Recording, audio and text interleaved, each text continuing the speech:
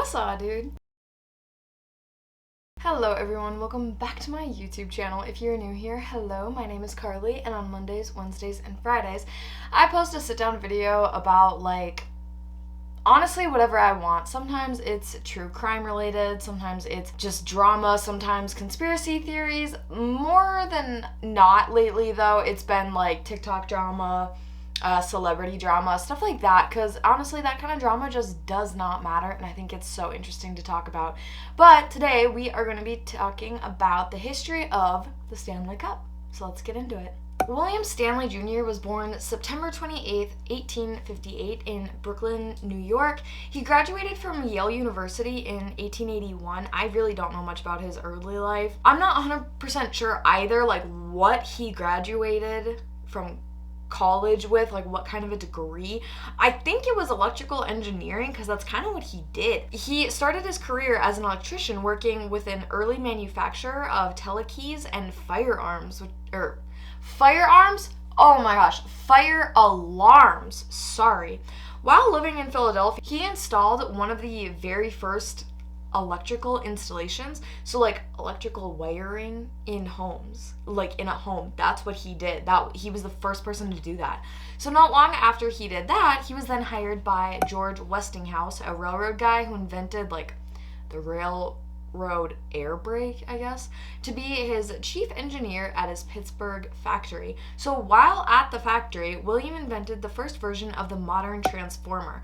So the modern transformer that we use today. It transfers electrical energy from one electrical circuit to another. I hope that makes sense. I'll, of course, include a photo. He did a lot of other, really nerdy but kind of interesting things. I have all my case sources linked down below if you guys want to read more about it, because, I don't know, I think that what he did was really, really cool, but other people might not necessarily. They might see it as kind of oh yeah, this doesn't really matter.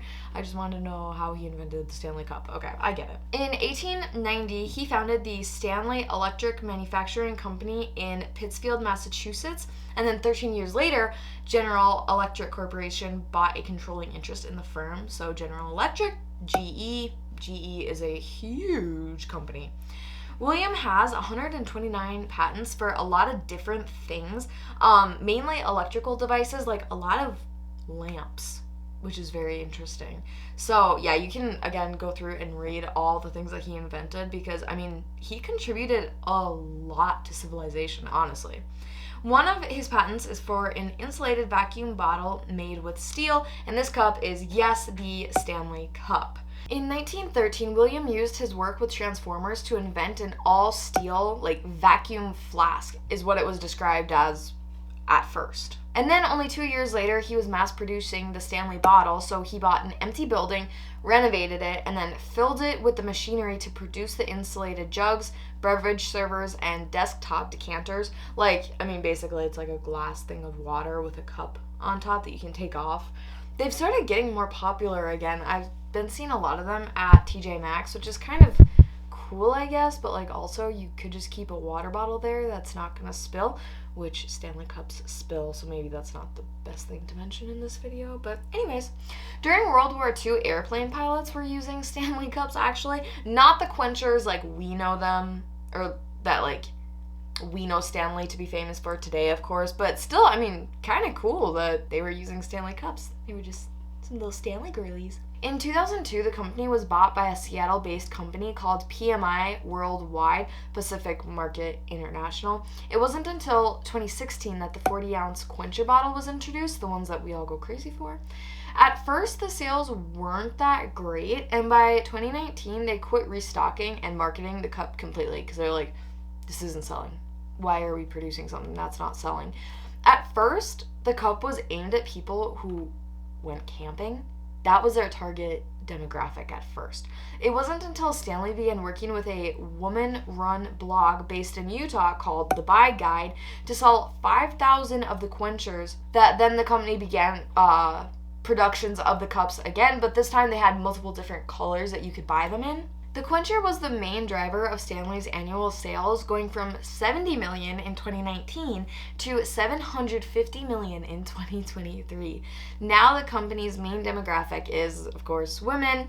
One thing that really helped turn the company around into like a trendy brand was the hiring of Terrence Riley, who formerly worked at Crocs, who also had a major comeback. Like, nobody liked Crocs before, and then they started to get kind of trendy, and people were like almost ironically wearing them, but then they turned kind of cool.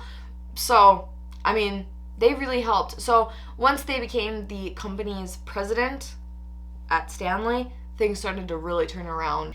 Under their leadership, sales of quenchers rose 275% between 2020 and 2021. And now we all know that we all fight for Stanleys and like we'll make a fool of ourselves, but you know, that's neither here nor there.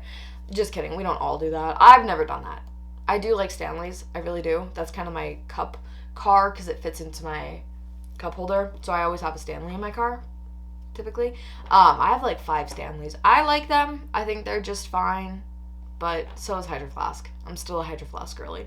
But one other really cool thing that I learned while researching for this video was that William Stanley Jr.'s son, Harold, founded the financial firm Morgan Stanley with JP Morgan's grandson, Henry Sturgis Morgan. So I thought that was kind of cool. So very successful family, honestly. But that is it for me today. Thank you guys so much for watching. I hope you enjoyed this because I think it's fun to know the history of different companies and different products and stuff like that. I think it's really fun. So I hope that you guys found this cool too. If you did, please be sure to give it a thumbs up down below. Don't forget to hit subscribe as well so you can come back and watch my next videos. But if not, totally cool. Thanks for hanging out with me today, and for those of you that will be back, I will have another video up and ready for you. Bye guys.